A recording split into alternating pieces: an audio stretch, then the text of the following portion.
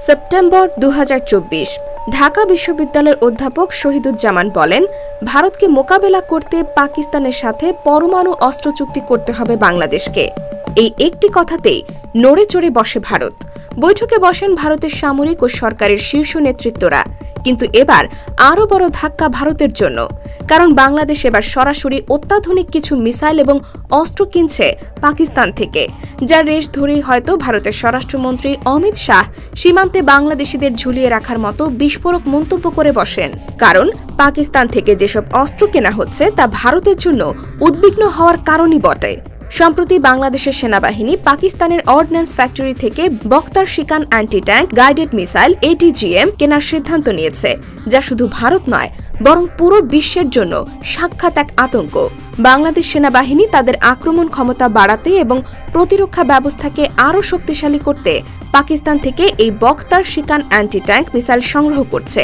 কারণ সরকার বদলের পর থেকে সীমান্ত সহ বাংলাদেশের অভ্যন্তরীণ ইস্যুগুলো বেশ প্রখর হয়ে উঠেছে। এছাড়াও 7 সিস্টার্স নিয়ে চলছে উত্তেজনা। এই সুযোগে ভারতও অস্থির করে তোলার চেষ্টা চালাতে পারে বাংলাদেশের অভ্যন্তরে। তাই সেনাবাহিনী নিজেকে শক্তিশালী করতে এই মরণঘাতী অস্ত্রটি কিনেছে পাকিস্তান থেকে। এখন প্রশ্ন জাগতেই পারে, কি এমন আছে এই অস্ত্রে?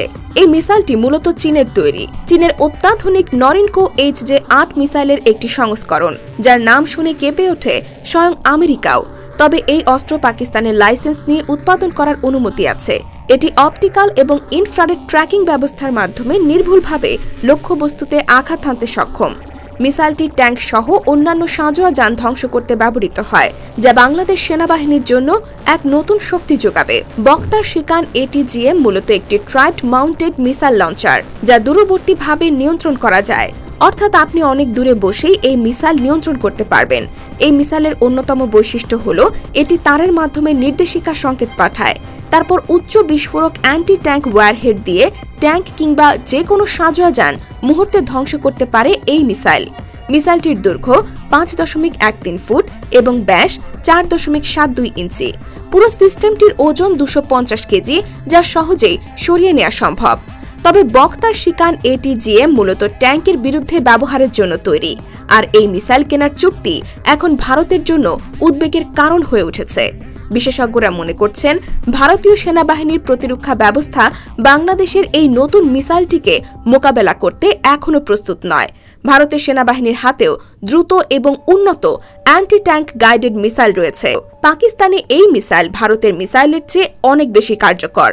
ফলে বাংলাদেশের এই নতুন অস্ত্র সম্ভাব্য সামরিক সংঘাতে ভারতের জন্য নতুন হুমকি সৃষ্টি করেছে।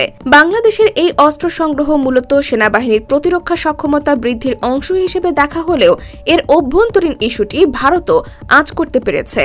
বাংলাদেশের অতীতের সূত্রতা ভুলে পাকিস্তান থেকে অস্ত্র কেনার এই সিদ্ধান্ত দুই দেশের মধ্যে কৌশলগত সম্পর্কের একটি নতুন দিক উন্মোচন করছে। আর এদিকে এটি ভারতের জন্য মাথা ব্যথার অন্যতম কারণ হয়ে দাঁড়িয়েছে।